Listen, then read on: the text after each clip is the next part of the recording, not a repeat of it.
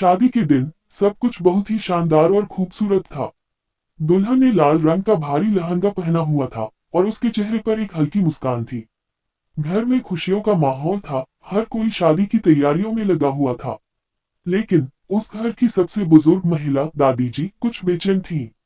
उन्होंने बार बार कहा था कि कुछ सही नहीं लग रहा, लेकिन सबने उनकी बात को नजरअंदाज कर दिया। शाम को बारात आए और धूमधाम से दूल्हा दुल्हन का मिलन हुआ।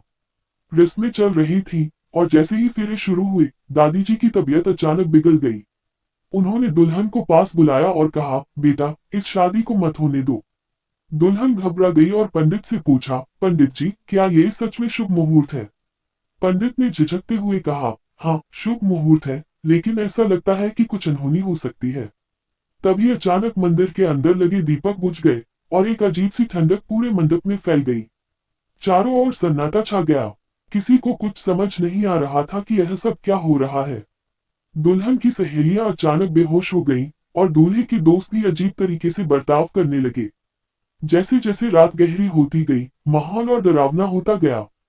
दुल्हन ने अचानक महसूस किया कि उसके गहने भारी हो गए हैं और उसके शरीर में एक अजीब सी झंझनाहट हो रही है। दादी जी ने सबको बताया कि यह शादी एक पुरानी मनहूस घटना से जुड़ी है। कई साल पहले इसी जगह पर एक दुल्हन की शादी के दौरान उसकी हत्या कर दी गई थी। वह आत्मा अभी भी भटक रही है और वह किसी और की शादी नहीं होने देना चाहती। जैसे ही दादी जी ने यह बात बताई, अचानक दुल्हन के शरीर में अजीब हरकतें शुरू हो गईं। वह अपने आप को काबू में नहीं कर पा रही थी। तभी दुल्हन ने चीखते हुए कहा, यह शादी नहीं होगी। और वह बेहोश हो गई।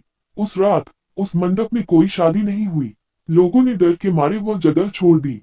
अगले दिन जब सब लोग वापस आए, तो मंडप की जगह सिर्फ राख बची थी।